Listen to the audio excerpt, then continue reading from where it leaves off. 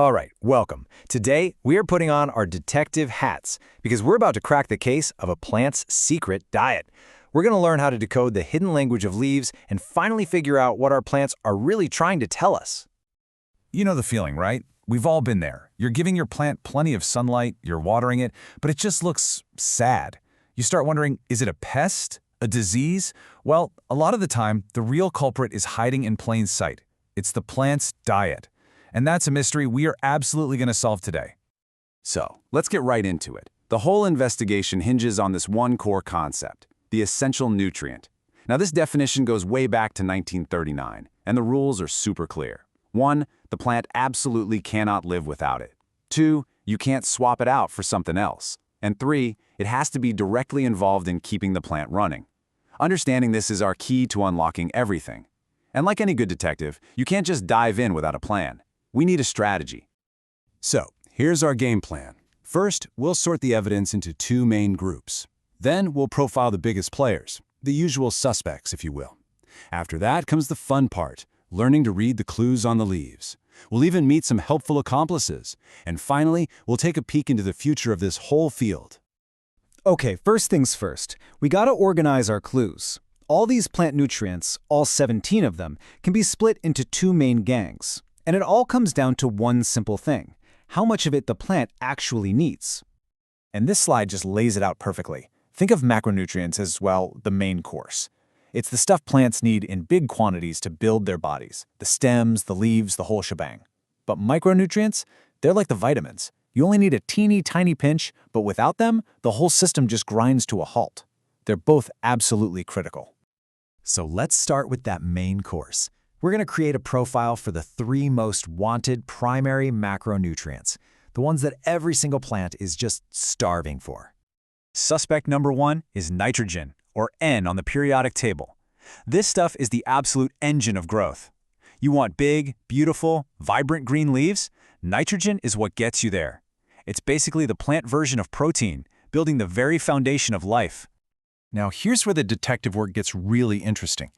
Nitrogen's job is building proteins, pushing out all that leafy growth. So what happens when it's missing? The plant gets weak, spindly, and you see this classic yellowing. But, and this is huge, it shows up on the older, lower leaves first. Remember that detail. Tuck it away because it's a massive clue we're going to come back to. Of course, nitrogen isn't working alone. Its 2 partners in crime are phosphorus and potassium. Think of phosphorus as the energizer. It's all about energy transfer, strong roots, and making flowers. The telltale sign it's missing, the leaves get this weird purplish color. Then you've got potassium, the protector. It helps the plant manage water and really toughens it up against stress and disease. If you see brown, crispy, scorched-looking edges on the leaves, potassium is probably your culprit. And it's not just about the big 3, there are other macros too. And for any of you who've ever tried to grow tomatoes, oh man, this picture is just heartbreaking. That awful dark, mushy spot on the bottom, that's blossom end rot, and it is a textbook open and shut case of calcium deficiency. It's the perfect example of how one specific nutrient can cause one very specific and very frustrating problem. Okay, we've covered the main course. Now it's time for the vitamins. Let's bring in the micronutrients. I like to think of these guys as the plant's special ops team. They work behind the scenes, in super small amounts, making sure all the critical missions get completed. And just look at their mission briefing. They're not building the plant itself, but they are making everything else run smoothly. They're the spark plugs that activate enzymes, they help make chlorophyll, they make sure photosynthesis can happen, they even help with making seeds. Without these special operators, the whole plant factory just shuts down cold. And when they go missing, man, they leave behind some very distinct evidence. A lack of zinc in rice causes this well-known issue called Cairo disease.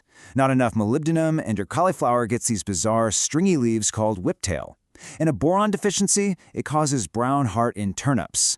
These aren't subtle hints. The plant is practically screaming for help. So, we've seen all these different symptoms, but how do we make sense of it all? This brings us to the single most powerful tool in our detective kit. It's our secret decoder ring for plants, understanding nutrient mobility. This right here is the million-dollar question. Remember how I made a big deal about nitrogen deficiency showing up on older leaves? That wasn't just some random fact. It is the single biggest clue a plant can give you about what's wrong. And here is how we crack the code. It's so cool. Mobile nutrients, like our friend nitrogen, can be moved around inside the plant. So when the plant is running low, it does something really smart.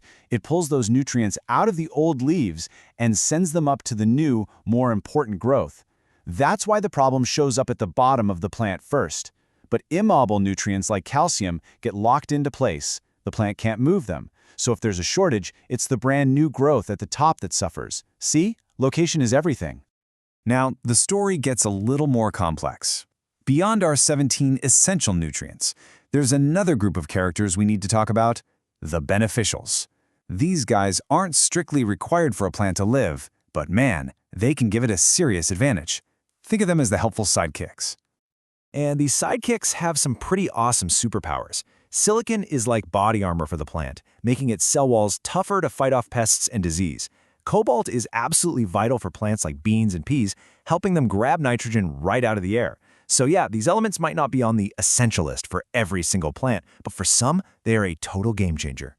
And you know, the science on this is always changing. Take silicon, our star player. It has proven to be so incredibly important for helping major crops like rice handle stress that scientists have actually given it a new title, quasi-essential. It's basically graduating from a helpful sidekick to one of the main characters in our story. And all of this leads us to our final chapter. Where is this all going? How are we getting smarter about how we feed our plants? Let me tell you, the future is looking incredibly cool. We're moving way beyond just tossing fertilizer on the ground. We're developing things like nanofertilizers, which are these tiny particles that can deliver nutrients with unbelievable precision, wasting way less. We're also diving deep into the soil microbiome, learning how to team up with helpful bacteria and fungi to help plants get the food they need. And we're even using cutting-edge tools like CRISPR to design crops that are just naturally better at finding nutrients in the soil. So, after this whole investigation, what's the single biggest thing to remember? It's this. Your plants are talking to you all the time. Every yellow leaf, every weird spot, every stunted stem, it's a message. The real skill isn't just memorizing 17 nutrients, it's learning how to read the signs that they leave behind. You now officially have the Plant Detective's Handbook. You know the suspects, you know the classic symptoms, and you know the most important rule of all. Check where the problem is showing up. So the next time you look at your garden or your houseplants, what are you going to see? What story are their leaves trying to tell you? Happy investigating.